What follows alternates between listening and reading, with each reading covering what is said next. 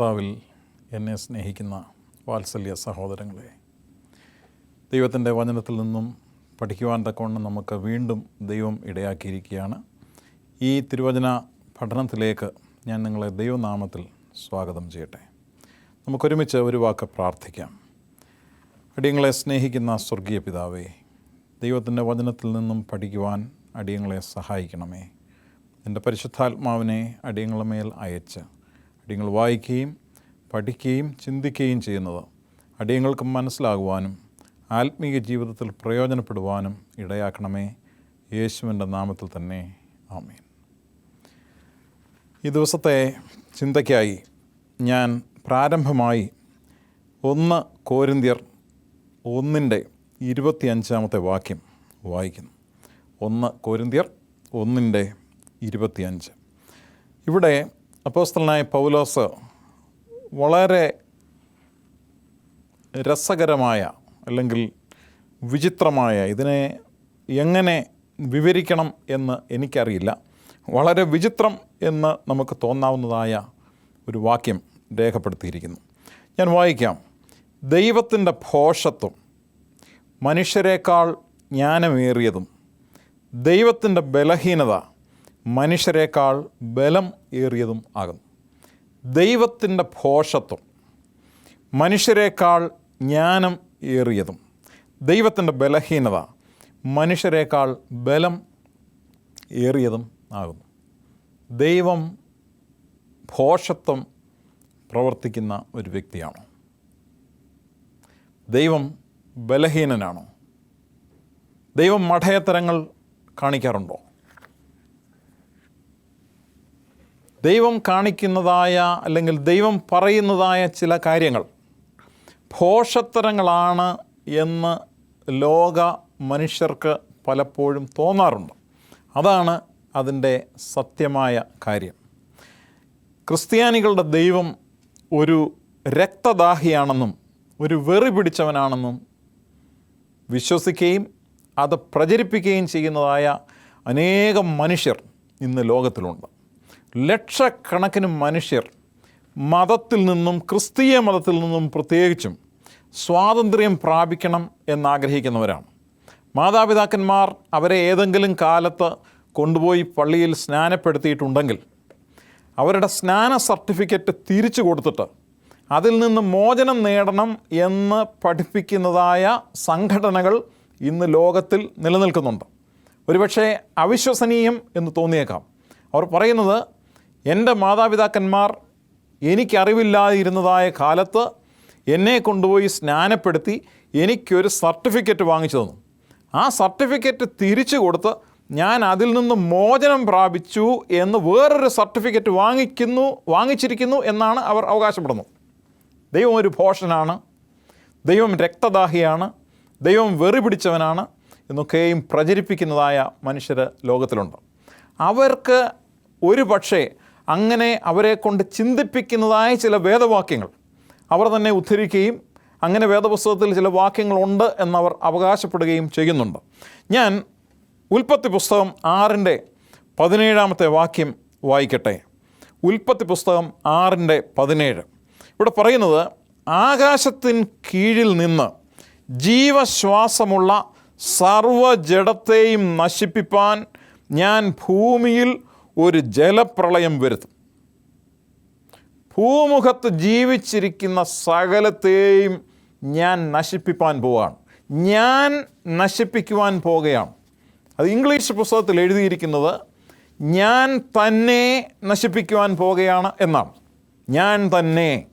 ദൂതന്മാരെ അയച്ചോ മറ്റു മനുഷ്യരെ ഉപയോഗിച്ചോ ഒന്നുമല്ല, ഞാൻ തന്നെ നശിപ്പിക്കും എന്നാണ് പറയുന്നത്. അങ്ങനെ നശിപ്പിക്കുന്നതിനായി ഞാൻ എന്തു ചെയ്യും? ഒരു ജലപ്രളയം വരുത്തും. ഭൂമിയിലുള്ളതൊക്കെയും ഈ ജലപ്രളയത്തിൽ നശിച്ചു പോകും. ഒന്ന് ആലോചിച്ച് നോക്കി. ദൈവം പറയുന്നതായ ഈ കാര്യം, ദൈവമാണ് മനുഷ്യനെ സൃഷ്ടിച്ചത്. മനുഷ്യനെ സൃഷ്ടിച്ചതായ ദൈവം പറയുകയാണ്, ഈ മനുഷ്യനെയൊക്കെയും ഞാൻ നശിപ്പിച്ച് കളയുന്നു. ഞാനൊരു കാര്യം നിങ്ങളോട് പറയട്ടെ. ഞാനൊരു പിതാവാണ്. എനിക്ക് 2 മക്കളുണ്ട്. ഈ 2 മക്കളെയും ഒരു ദിവസം ഞാൻ കൊന്നുകളയുന്നു എന്ന് നിങ്ങൾ ചിന്തിക്കുക. ഞാൻ അവരെ കൊന്നുകളഞ്ഞതിന് ശേഷം ഞാൻ നിങ്ങളോട് വന്ന് പറയുകയാണ്, ഞാൻ അവരെ കൊന്നു. കാരണം അവർ ഞാൻ പറയുന്നത് പോലെ ഒന്നുമല്ല ജീവിച്ചത്, അനുസരണം കെട്ടവരായിരുന്നു. ഞാൻ അവരെ അനുസരണം കെട്ടവരായിരുന്നതുകൊണ്ട് ഞാൻ അങ്ങ് കൊന്നു കളഞ്ഞു എന്ന് പറഞ്ഞാൽ എന്നെക്കുറിച്ച് നിങ്ങൾക്ക് എന്ത് തോന്നും? വെറി പിടിച്ചവനാണെന്ന് തോന്നും, തീർച്ചയായിട്ടും, അല്ലേ? അതുതന്നെയാണ് ഒരു പക്ഷേ ദൈവത്തെക്കുറിച്ചും മനുഷ്യൻ ചിന്തിക്കുന്നത്. ദൈവം പറയുകയാണ്, ഞാൻ സൃഷ്ടിച്ചതായ സകലത്തെയും ഞാൻ നശിപ്പിക്കുവാൻ പോവുകയാണ്, ഞാൻ തന്നെ നശിപ്പിക്കുവാൻ പോവുകയാണ്, മഴ പെയ്യ്ക്കുവാൻ പോവുകയാണ്, ജലപ്രളയം വരുത്തുവാൻ പോവുകയാണ്, മനുഷ്യരെ എല്ലാം, ജീവജാലങ്ങളെയെല്ലാം ഞാൻ നശിപ്പിക്കുവാൻ പോവുകയാണ്. ഇതേ കാര്യം തന്നെ അപ്പോസ്തലനായ പത്രോസ് തൻ്റെ 1-ാം ലേഖനത്തിലും 2-ാം ലേഖനത്തിലും രേഖപ്പെടുത്തിയിട്ടുണ്ട്. ഭക്തി കെട്ടവരുടെ ലോകത്തിൽ ജലപ്രളയം വരുത്തിയപ്പോൾ നീതിപ്രസംഗിയായ നോഹയെ ദൈവം 7 പേരോടുകൂടെ പാലിച്ചു എന്ന് രേഖപ്പെടുത്തിയിരിക്കുന്നു. എബ്രായ ലേഖന കർത്താവും അപ്പോസ്തലനുമായിരുന്ന പൗലോസും ഇതേ കാര്യം തന്നെ എബ്രായ ലേഖനം 11-ാം അധ്യായം അതിൻ്റെ 7-ാം വാക്യത്തിൽ എഴുതിയിരിക്കുന്നു. ഞാൻ വായിക്കട്ടെ. വിശ്വാസത്താൽ നോഹ അതുവരെ കാണാത്തവയെക്കുറിച്ച് അരുളപ്പാടുണ്ടായിട്ട്, അതുവരെ കാണാത്തവയെക്കുറിച്ച് അരുളപ്പാടുണ്ടായിട്ട്. ദൈവം നോഹയോട് പറയുകയാണ്, ഞാൻ ലോകത്തെ നശിപ്പിക്കും, പ്രളയം വരാൻ പോകുന്നു, മഴ പെയ്യാൻ പോകുന്നു. അന്ന് വരെ മഴ എന്ന് പറയുന്നതായ ഒരു സാധനം, ഒരു സംഗതി ലോകത്തിൽ ഉണ്ടായിരുന്നില്ല. അന്ന് ജീവിച്ചിരുന്ന ആർക്കും മഴയെക്കുറിച്ച് യാതൊരു അറിവുമില്ലായിരുന്നു. ഞാൻ ഇത് ഒരു പക്ഷേ ഞാൻ പറയുന്നതായ ഈ ഉദാഹരണം ശരിയാണോ എന്ന് എനിക്കറിയില്ല. ഒരു പക്ഷേ അതിങ്ങനെയായിരിക്കും. ഞാൻ നിങ്ങളോട് പറയുകയാണ്, അടുത്ത വർഷം മുതൽ അല്ലെങ്കിൽ അടുത്ത മാസം മുതൽ ലോകത്തിൽ ജനിക്കാൻ പോകുന്ന എല്ലാ കുഞ്ഞുങ്ങൾക്കും 4 തലയുണ്ടായിരിക്കും എന്ന് പറഞ്ഞാൽ നിങ്ങൾ വിശ്വസിക്കുമോ? നിങ്ങൾ ഒരുപക്ഷെ ചിന്തിക്കുമായിരിക്കും, ഞാൻ എന്തോ ബുദ്ധിമോശം പറയുകയാണെന്ന്. അതുപോലെയുള്ളതായ ഒരു കാര്യമാണ് ദൈവം നോഹയോട് പറഞ്ഞത്, നോഹ ലോകത്തോട് പറയുന്നത്. നോഹ ലോകത്തോട് പറയുകയാണ്, ദൈവം ഈ ഭൂമിയിൽ ഒരു ജലപ്രളയം വരുത്തുവാൻ പോകുന്നു, ഞാനൊരു പെട്ടകമുണ്ടാക്കാൻ പോവുകയാണ്, ദൈവം പറഞ്ഞതനുസരിച്ച് ഞാനൊരു പെട്ടകമുണ്ടാക്കാൻ പോവുകയാണ്, നിങ്ങളെല്ലാവരും രക്ഷ പ്രാപിക്കണമെന്നുണ്ടെങ്കിൽ പെട്ടകത്തിനകത്ത് എന്നോടുകൂടെ കയറിയിരിക്കണം എന്ന്. നിങ്ങൾ തന്നെ ഒന്ന് ചിന്തിക്കുക. ഇങ്ങനെ ഒരു കാര്യം, നിങ്ങൾ കേട്ടിട്ടില്ലാത്ത, ചിന്തിച്ചിട്ടില്ലാത്തതായ ഒരു കാര്യം നിങ്ങളോട് ഏതെങ്കിലും ഒരു മനുഷ്യൻ വന്ന് പറഞ്ഞാൽ നിങ്ങൾ വിശ്വസിക്കുമോ? ഒരിക്കലും ഒരുപക്ഷെ നിങ്ങൾ വിശ്വസിക്കണമെന്നില്ല. കാരണം നിങ്ങൾക്ക് ബുദ്ധിയുണ്ട്. ബുദ്ധികെട്ടതായ ഒരു കാര്യം ഒരു മനുഷ്യൻ വന്ന് പ്രസംഗിച്ചാൽ നാം ഒരുപക്ഷെ വിശ്വസിക്കത്തില്ല. കാരണം നമുക്ക് വിവേചന ബുദ്ധിയുണ്ട്. ഇവൻ പറയുന്നത് ശരിയാണോ എന്ന് നമ്മൾ തീർച്ചയായിട്ടും ചിന്തിക്കും. എന്നാൽ ദൈവത്തിൻ്റെ വചനം പറയുന്നത്, നോഹ ഈ കാര്യം, ദൈവം പറഞ്ഞതായി ഈ കാര്യം വിശ്വസിച്ചു. ഈ ബുദ്ധികേട്, വിശ്വസിക്കാൻ, സാധാരണ മനുഷ്യന് വിശ്വസിക്കാൻ സാധിക്കാത്തതായ ഈ കാര്യം, ദൈവവചനം നോഹ വിശ്വസിക്കുകയും നോഹ ഒരു പെട്ടകം പണിയുകയും ചെയ്തു. 100 വർഷത്തിലധികം, ഒരു നൂറ്റാണ്ടിലധികം നോഹ ഈ കാര്യം ലോകത്തോട് പ്രസംഗിച്ചു. നൂറ്റാണ്ടിലധികം ലോകത്തോട് പ്രസംഗിച്ചെങ്കിലും ഒരു മനുഷ്യനും വിശ്വസിച്ചില്ല. ദൈവത്തിൻ്റെ വചനം പറയുന്നത്, നോഹയും തൻ്റെ കുടുംബവും, നോഹ ഉൾപ്പെടെ 8 പേരല്ലാതെ ആരും ജലപ്രളയത്തിൽ നിന്നും രക്ഷ പ്രാപിച്ചില്ല എന്നാണ്. സഹോദരങ്ങളെ, ഞാൻ നിങ്ങളോടൊരു കാര്യം പറയട്ടെ. നിങ്ങൾക്ക് രക്ഷ പ്രാപിക്കണം എന്നുണ്ടെങ്കിൽ, നിങ്ങൾക്ക് സ്വർഗത്ത് പോകണം എന്നുണ്ടെങ്കിൽ, ദൈവത്തിൻ്റെ വചനത്തിൽ പറഞ്ഞിരിക്കുന്നതായ ബുദ്ധികേടുകൾ എന്ന് ലോകം പറയുന്നതായ കാര്യങ്ങൾ നിങ്ങൾ വിശ്വസിച്ചേ മതിയാകത്തുള്ളൂ. നിങ്ങൾ ഈ ബുദ്ധികേടുകളെ വിശ്വസിച്ച് നോഹ പെട്ടകം പണിഞ്ഞതുപോലെ നിങ്ങളൊരു പെട്ടകം പണിയണം. വിശ്വാസത്താൽ നോഹ പെട്ടകം തീർത്തു എന്നാണ് എബ്രായ ലേഖനത്തിൽ നാം വായിക്കുന്നത്. വിശ്വാസത്താൽ ഒരു പെട്ടകം നാം തീർക്കുകയും കർത്താവായ യേശുക്രിസ്തുവിൻ്റെ രക്തത്താൽ ചുവന്ന് ഇരിക്കുന്നതായ ആ നദിയിൽ ഇറങ്ങി അവൻ്റെ രക്തത്താൽ നാം കഴുകി ശുദ്ധീകരിക്കപ്പെടുകയും ചെയ്തതിന് ശേഷം ഈ പെട്ടകത്തിൽ കടന്ന് രക്ഷ പ്രാപിക്കുന്നതിന് വേണ്ടി നാം നമ്മെ തന്നെ സുരക്ഷിതരായി ഇരുത്തേണ്ടതായിട്ടുണ്ട്. ദൈവത്തിൻ്റെ കൽപ്പന അനുസരിക്കാതെ, ദൈവത്തെ അനുസരിക്കാതെ, അതിനെ ഭോഷത്തരം എന്ന് പറഞ്ഞ് നാം മാറ്റിവെക്കുന്നു എങ്കിൽ നാം ജലപ്രളയം വന്ന് നശിച്ചു പോയവരെ പോലെ ഈ ഭൂമിയിൽ തീർച്ചയായും നശിച്ചു പോകും എന്ന കാര്യത്തിൽ യാതൊരു സംശയവുമില്ല. മനുഷ്യനെ മനസ്സിലാക്കുവാൻ സാധിക്കാത്തതായ അനേക കാര്യങ്ങൾ ദൈവം മനുഷ്യരോട് പറഞ്ഞു കൊടുത്തതായി ദൈവത്തിൻ്റെ വചനത്തിലുണ്ട്. ഇനിയും ഞാൻ വേറൊരു ഭാഗം വായിക്കട്ടെ. ഉൽപ്പത്തി പുസ്തകം 22-ാം അധ്യായം അതിൻ്റെ 2-ാമത്തെ വാക്യം. ദൈവം അബ്രഹാമിനോട് സംസാരിക്കുകയാണ്. ദൈവം അബ്രഹാമിനോട് പറയുന്നത്, അപ്പോൾ അവൻ നിൻ്റെ മകനെ നീ സ്നേഹിക്കുന്ന നിൻ്റെ ഏകജാതനായ ഇസ്ഹാക്കിനെ തന്നെ കൂട്ടിക്കൊണ്ട് മോരിയ ദേശത്ത് ചെന്ന് അവിടെ ഞാൻ നിന്നോട് കൽപ്പിക്കുന്ന ഒരു മലയിൽ അവനെ ഹോമയാഗം കഴിക്കുക എന്ന് അരുളി ചെയ്തു. ഇവിടെ പറയുന്നത് ദൈവം അബ്രഹാമിനോട് പറയുകയാണ്. അബ്രഹാമിന് അനേക വർഷങ്ങൾ കാത്തിരുന്നതിന് ശേഷം വാർദ്ധക്യത്തിൽ ലഭിച്ചതായ ഒരു മകനാണ് ഇസ്ഹാക്ക്. ദൈവം പറയുകയാണ്, നീ ഒരുപാട് നാൾ കാത്തിരുന്ന് നിനക്ക് കിട്ടിയതായ വാഗ്ദത്ത സന്തതിയായ നീ ഏറ്റവും സ്നേഹിക്കുന്നവനായ ഇസ്ഹാക്കിനെയും കൊണ്ട് നീ പോവുക. ഇസ്ഹാക്കിനെയും കൊണ്ട് നീ എവിടേക്ക് പോകണം? ദൂരദേശത്തേക്ക് പോവുക. മോരിയ എന്ന് പറയുന്ന ദേശത്തേക്ക് പോയി അവിടെ ഞാൻ കാണിക്കുന്ന ഒരു മലയിൽ അവനെ കൊണ്ടുപോയിട്ട് അവൻ്റെ കഴുത്തിലേക്ക് നീ ഒരു കത്തി കുത്തി ഇറക്കണം. അങ്ങനെ കത്തി കുത്തി ഇറക്കി നീ അവനെ കൊല്ലണം. കൊന്നതിന് ശേഷം എനിക്ക് നീ അവനെ ഹോമയാഗം കഴിക്കണം എന്നും. നിങ്ങളൊന്ന് ചിന്തിച്ച് നോക്കിക്കേ. ദൈവം ഒരു പിതാവിനോട് പറയുകയാണ്, ആ പിതാവ് ഏറ്റവും സ്നേഹിക്കുന്നതായ അവൻ്റെ മകനെ കൊണ്ടുപോയി കത്തി വെച്ച് അറുത്ത് ഹോമയാഗം കഴിക്കുവാൻ. നമ്മളോടാണ് ദൈവം ഇങ്ങനെ ആവശ്യപ്പെടുന്നതെങ്കിൽ നമുക്കത് ചെയ്യുവാൻ സാധിക്കുമോ? ഇങ്ങനെയുള്ളതായ കാര്യങ്ങൾ അനുസരിക്കുവാൻ തക്കവണ്ണം നമുക്ക് സാധിക്കുമോ? അതിന് തക്കതായ വിശ്വാസം നമുക്കുണ്ടോ? അതാണ് ഞാൻ ചോദിക്കുന്നത്. ഇതിന് തക്കതായ വിശ്വാസം, ദൈവം പറയുന്നതായ ഭോഷത്തരങ്ങൾ എന്ന് തോന്നുന്നതായ കാര്യങ്ങൾ വിശ്വസിക്കുവാനും, എത്ര ഭോഷത്തരമായാലും അവിശ്വസനീയമെന്ന് നമുക്ക് തോന്നുന്നുവെങ്കിലും അത് വിശ്വാസത്തോടു കൂടെ മുൻപോട്ട് പോയി ചെയ്യുവാനും നമുക്ക് സാധിക്കുമോ? ദൈവത്തിൻ്റെ വചനം പറയുന്നത് അബ്രഹാം അത് വിശ്വസിച്ചു, അതികാലത്ത് എഴുന്നേറ്റ് പുറപ്പെട്ടു മകനെ ഹോമയാഗം കഴിക്കുവാൻ തക്കവണ്ണം. ദൈവത്തിൻ്റെ ദാസനായ ഭക്തനായ വിശ്വാസികളുടെ പിതാവായ അബ്രഹാം മുൻപോട്ട് പോയി എന്നാണ്. ഇതുപോലെ നമുക്ക് മുൻപോട്ട് പോകാം. വേറൊരു കാര്യം ദൈവവചനം പറയുന്നത് പുറപ്പാട് പുസ്തകം 3-ാമത്തെ അധ്യായം അതിൻ്റെ 10-ാമത്തെ വാക്യത്തിൽ നാം വായിക്കുന്നു. മനുഷ്യനെ മനസ്സിലാക്കുവാൻ ബുദ്ധിമുട്ടുള്ളതായ ഒരു കാര്യം. പുറപ്പാട് പുസ്തകം 3:10 ദൈവം മോശയോട് സംസാരിക്കുകയാണ്. ദൈവം മോശയോട് പറയുന്നത്, ആകയാൽ വരിക, നീ എൻ്റെ ജനമായ ഇസ്രായേൽ മക്കളെ മിസ്രയീമിൽ നിന്ന് പുറപ്പെടുവിക്കേണ്ടുന്നതിന് ഞാൻ നിന്നെ ഫറവോൻ്റെ അടുക്കലേക്ക് അയക്കും. മോശ എന്ന് പറയുന്നതായ ഒരു വ്യക്തിയെക്കുറിച്ച് നമുക്കറിയാം. മോശ വിദ്യാവിഹീനനായ ഒരു വ്യക്തിയായിരുന്നു. വിദ്യാഭ്യാസമില്ലായിരുന്നു. ഒരു ആട്ടിടയനായിരുന്നു. അവന് ഒരു ഭീരുവായിരുന്നു. ഭീരുവായതുകൊണ്ടാണ് മോശ മിസ്രയീമിൽ നിന്നും പേടിച്ച് ഓടിയാണ് അവനിപ്പോൾ ആയിരിക്കുന്നതായ സ്ഥലത്തേക്ക് വന്നിരിക്കുന്നത്. അവിടെ നിന്നും പേടിച്ചോടി വന്നതായ മോശയോട് ദൈവം പറയുകയാണ്, നീ അവിടോട്ട് തിരിച്ചു പോകാൻ. അവന് യാതൊരു വിധമായിട്ടുള്ള മിലിറ്ററി ട്രെയിനിങ്ങും ലഭിച്ചിട്ടില്ല. അവിടെ പോയിട്ട് ഫറവോൻ്റെ വലിയ സൈന്യബലമുള്ളതായ ഫറവോൻ്റെ കയ്യിൽ നിന്നും ദൈവജനത്തെ വിടുവിക്കുവാനുള്ളതായ ഉത്തരവാദിത്വം ദൈവം ഭീരുവും ഏകനുമായ വിക്കനായ സംസാരിപ്പാൻ ബുദ്ധിമുട്ടുള്ളതായ ഒരു വ്യക്തിയോട് പറയാണ്, നീ പോയി ഏകനായിട്ട് പോയി എൻ്റെ ജനത്തെ വിടുവിച്ചുകൊണ്ട് വരാൻ. ആരുടെ പക്കൽ നിന്നാണ് വിടുവിക്കേണ്ടത്? ഫറവോൻ്റെ പക്കൽ നിന്നും നീ വിടുവിക്കണം. ഫറവോൻ ആരാണ്? വലിയ സൈനിക ശക്തിയുള്ളതായ ഒരു വ്യക്തിയാണ്. ദൈവം എന്താണ് ഈ പറയുന്നത്? മോശയോട് ദൈവം പറയുന്നു നീ പോകാം, ഒറ്റയ്ക്ക് പോകാം. എന്താണ് നിൻ്റെ കയ്യിലുള്ളത്? നീ എന്താണ് കൊണ്ടുപോകേണ്ടത്? ദൈവം ചോദിക്കുകയാണ്. അതിൻ്റെ 4-ാമത്തെ അധ്യായം 2-ാമത്തെ വാക്യത്തിൽ പറയുന്നത്, യഹോവ അവനോട് നിൻ്റെ കയ്യിൽ ഇരിക്കുന്നത് എന്ത് എന്ന് ചോദിച്ചു. ഒരു വടി എന്നവൻ പറഞ്ഞു. ഒരു വടിയും കൊണ്ട് പോയി, നമുക്കൊരു വടിയും കൊണ്ട് പോയി ഒരു വലിയ ജനത്തെ ഒരു വലിയ ഗവൺമെൻറ്റിൻ്റെ കയ്യിൽ നിന്നും വിടുവിച്ച് കൊണ്ടുവരുവാൻ തക്കവണ്ണം സാധിക്കുമോ? ഒരു വലിയ വടി കൊണ്ടുപോയി, അല്ലെങ്കിൽ ഒരു വടി, അത് എത്ര വലിപ്പമുള്ളതായാലും ഒരു വടിയും കൊണ്ടുപോയി, ഒരു പക്ഷേ ഒരു ആട്ടിടയൻ്റെ വടിയായിരിക്കും അവൻ്റെ കയ്യിലുള്ളത്. ആ വടിയും കൊണ്ടുപോയി നമുക്കൊരു ജനത്തെ ഒരു ഗവൺമെൻറ്റിൻ്റെ ഒരു സൈന്യത്തിൻ്റെ മുമ്പിൽ നിന്നും വിടുവിച്ച് കൊണ്ടുവരുവാൻ തക്കവണ്ണം സാധിക്കുമോ? എത്രയോ ഭോഷത്തരമായ വിശ്വസിക്കാൻ സാധിക്കാത്തതായ കാര്യം. എന്നാൽ മോശ എന്ത് ചെയ്തു? അത് വിശ്വസിച്ചു. മോശ അത് വിശ്വസിച്ച് മുൻപോട്ട് പോയി ദൈവജനത്തെ വിടുവിച്ചു എന്നാണ് നാം ദൈവത്തിൻ്റെ വചനത്തിൽ വായിക്കുന്നത്. ഇനി ഞാൻ അല്പം കൂടെ മുൻപോട്ട് പോകട്ടെ.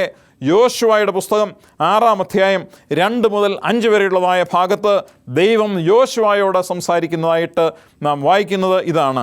7 പുരോഹിതന്മാർ ആട്ടിൻ കൊമ്പുള്ള 7 കാഹളം പിടിച്ചുകൊണ്ട് പെട്ടകത്തിൻ്റെ മുൻപിൽ നടക്കണം. 7-ാം ദിവസം 7 പ്രാവശ്യം പട്ടണത്തെ ചുറ്റുകയും പുരോഹിതന്മാർ കാഹളം ഊതുകയും ചെയ്യണം. യോശുവയോട് ദൈവം പറയുകയാണ്, നിങ്ങൾ പോയി ഒരു പട്ടണത്തെ പിടിക്കണം, ഒരു പട്ടണത്തെ കീഴടക്കണം. ആ പട്ടണത്തെ കീഴടക്കിയതിന് ശേഷം നിങ്ങൾ അതിനകത്ത് കയറി താമസിക്കണം എന്നാണ് പറയുന്നത്. നിങ്ങൾ എങ്ങനെയാണ് കീഴടക്കേണ്ടത്?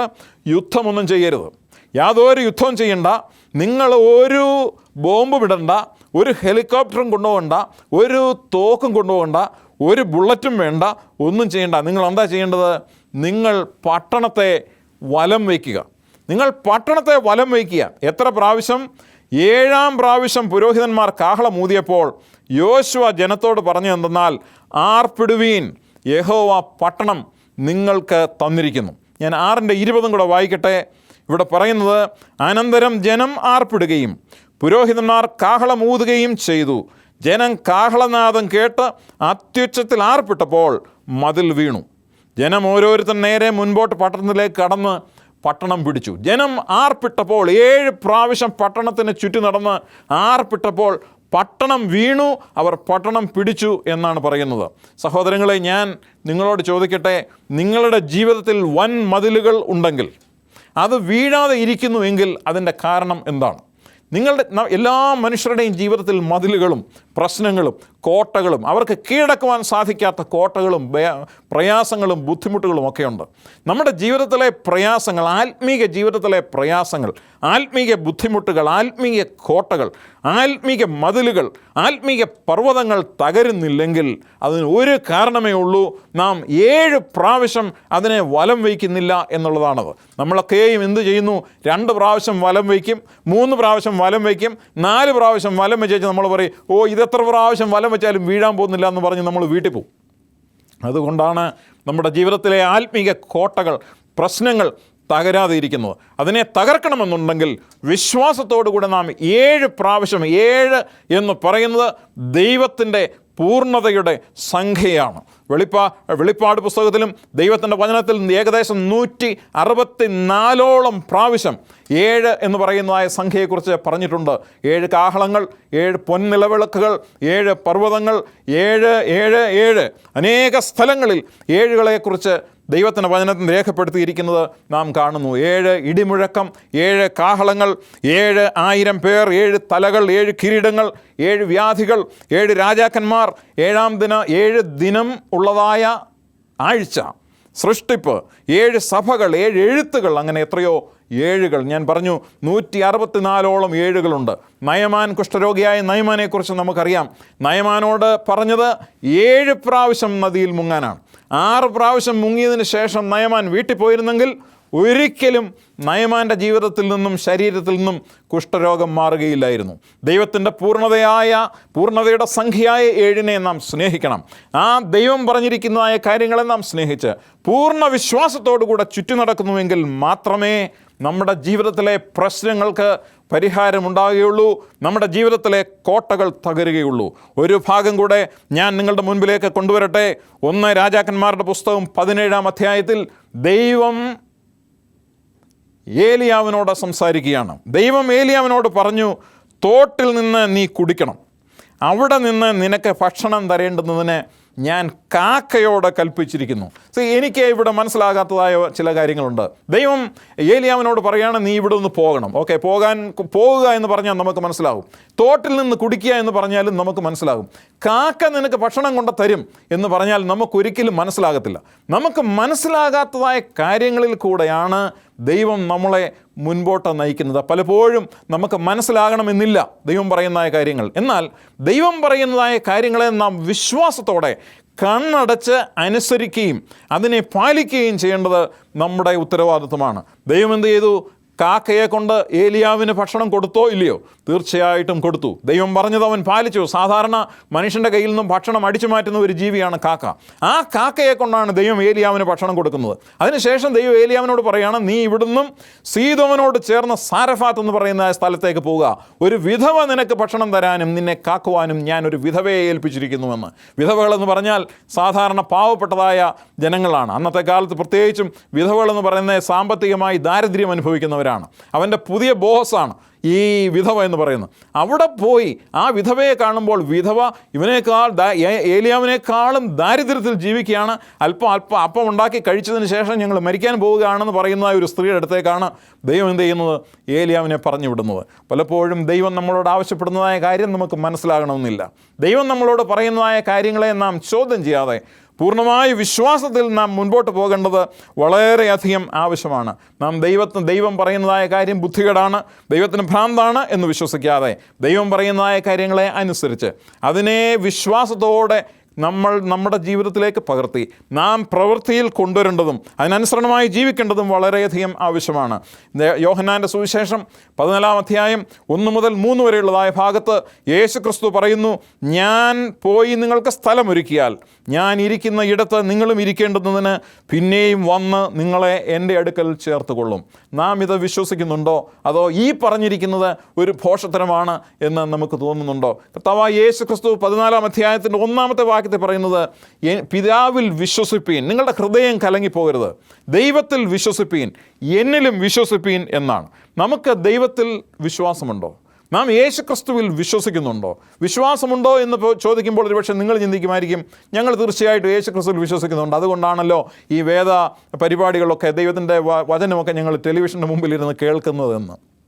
അങ്ങനെയുള്ളതായ വിശ്വാസത്തെക്കുറിച്ചല്ല ഞാൻ ചോദിക്കുന്നത്. നിൻ്റെ മകനെ കൊണ്ടുപോയി, നീ ഏറ്റവും സ്നേഹിക്കുന്നതിനെ കൊണ്ടുപോയി, സ്നേഹിക്കുന്ന സാധനത്തെ കാര്യത്തെ കൊണ്ടുപോയി ദൈവത്തിന് ഹോമയാഗം കഴിക്കാൻ പറഞ്ഞാൽ അതുമായി മുൻപോട്ട് അധികാലത്ത് എഴുന്നേറ്റ് പോകാൻ സാധിക്കുന്നതായ വിശ്വാസം നമുക്കുണ്ടോ എന്നാണ് ഞാൻ നിങ്ങളോട് ചോദിക്കുന്നത്.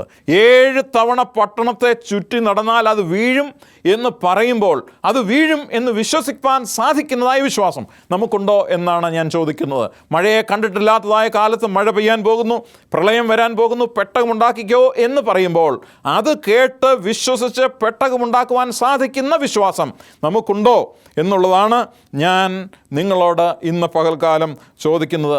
നിങ്ങൾക്കറിയാമോ, ലോക അഖിലാണ്ടത്തിലെ ആദ്യത്തെ സുവിശേഷ പ്രസംഗം, അഖിലാണ്ടത്തിലെ ആദ്യത്തെ സുവിശേഷ പ്രസംഗം ഏദൻ തോട്ടത്തിൽ വെച്ചാണ് നടത്തപ്പെട്ടത്, പ്രസംഗിക്കപ്പെട്ടത്. അത് പ്രസംഗിച്ചത് സ്വർഗത്തിലെ ദൈവം ആയിരുന്നു. ഞാനത് നിങ്ങൾക്ക് വേണ്ടി വായിക്കാം. ഉൽപ്പത്തി പുസ്തകം 3:15. ഉൽപ്പത്തി പുസ്തകം 3:15 ഞാൻ നിനക്കും സ്ത്രീക്കും നിൻ്റെ സന്തതിക്കും അവളുടെ സന്തതിക്കും തമ്മിൽ ശത്രുത്വം ഉണ്ടാക്കും, അവൻ നിൻ്റെ തല തകർക്കും, നീ അവൻ്റെ കുതികാൽ തകർക്കും. ദൈവമാണ് പ്രസംഗിക്കുന്നത് ഈ സുവിശേഷ പ്രസംഗം. അത് കേൾക്കുന്നത് പിശാചാണ്, അത് കേൾക്കുന്നത് സകല മാനവജാതിയുമാണ്. അന്ന് 2 പേരെ ഉള്ളായിരുന്നു, ആദമും ഹവ്വയും. അവരത് കേട്ടു, പിശാചത് കേട്ടു. യേശു ക്രിസ്തു നിൻ്റെ തല തകർക്കും എന്നുള്ളതായിരുന്നു ആ സുവിശേഷം. യേശു ക്രിസ്തു ജയാളിയായി മാറും എന്നുള്ളതായിരുന്നു ആ സുവിശേഷം. നാം അത് വിശ്വസിക്കുന്നുവെങ്കിൽ, നമ്മുടെ വിശ്വാസം തകർന്നു പോകാതെ നാം അതിൽ ഉറച്ചു നിൽക്കുന്നു, യേശു ക്രിസ്തു ജയം പ്രാപിച്ചിരിക്കുന്നു എന്ന് നാം വിശ്വസിക്കുന്നുണ്ടെങ്കിൽ, ആ വിജയം യേശു ക്രിസ്തു കാൽവറി ക്രൂശിൽ നേടിയെടുത്തതായ വിജയം നമ്മുടെയും വിജയമായി മാറും. ദൈവത്തിൻ്റെ വചനം പറയുന്നു, ജയിക്കുന്നവനെ ഞാൻ എൻ്റെ ദൈവത്തിൻ്റെ ആലയത്തിൽ ഒരു തൂണാക്കും, അവൻ ഒരിക്കലും അവിടെ നിന്നും പോകയില്ല. ആകയാൽ പ്രിയ സഹോദരങ്ങളെ, ഞാൻ നിങ്ങളോട് ചോദിക്കട്ടെ, നിങ്ങളുടെ വിശ്വാസം എത്ര ശക്തിയുള്ളതാണ്? ദൈവത്തിൻ്റെ വചനത്തിൽ നിന്ന് ഒരു വാക്യം കൂടെ ഞാൻ വായിക്കുന്നു. വിശ്വാസത്തിൽ 2 കൊരിന്ത്യർ 13:5 വിശ്വാസത്തിൽ ഇരിക്കുന്നുവോ എന്ന് നിങ്ങളെ തന്നെ ശോധന ചെയ്യുവീൻ. നമുക്ക് നമ്മെ തന്നെ ശോധന ചെയ്യാം. ദൈവസന്നിധിയിൽ നമ്മുടെ വിശ്വാസം എത്രമാത്രം ഉണ്ട് എന്നുള്ളത് നമുക്ക് നമ്മെ തന്നെ പരിശോധിക്കാം. നമുക്ക് പ്രാർത്ഥിക്കാം. സ്വർഗീയ പിതാവേ, ഞങ്ങളെ കേൾപ്പിച്ചതായ വചനത്തിനായി ഞങ്ങൾ നിന്നെ സ്തുതിക്കുന്നു. ഞങ്ങളുടെ വിശ്വാസം എപ്രകാരമുള്ളത് എന്ന് ഞങ്ങൾക്ക് പരിശോധിക്കുവാനുള്ളതായ കൃപയെ തരണമേ. കർത്താവെ, വിശ്വാസത്തിൽ ഉറപ്പുള്ളവരായി ശിഷ്യന്മാർ കർത്താവിൻ്റെ അടുത്ത് വന്ന നാഥ, ഞങ്ങളുടെ വിശ്വാസത്തെ വർദ്ധിപ്പിച്ചു തരണമേ എന്ന് പ്രാർത്ഥിച്ചതുപോലെ കർത്താവിൻ്റെ സന്നിധിയിൽ വന്ന നാഥ, ഞങ്ങളുടെ വിശ്വാസത്തെ വർദ്ധിപ്പിച്ചു തരണമേ എന്ന് പ്രാർത്ഥിപ്പാൻ ഞങ്ങളെ സഹായിക്കണമേ. യേശു ക്രിസ്തുവുമായി ജീവിക്കുന്ന ഒരു ബന്ധം നിലനിർത്തുവാൻ ഞങ്ങൾക്കിടയാക്കണമേ. പ്രാർത്ഥന കേട്ടതുകൊണ്ട് സ്തോത്രം. യേശു ക്രിസ്തുവിൻ്റെ നാമത്തിൽ തന്നെ ആമേൻ.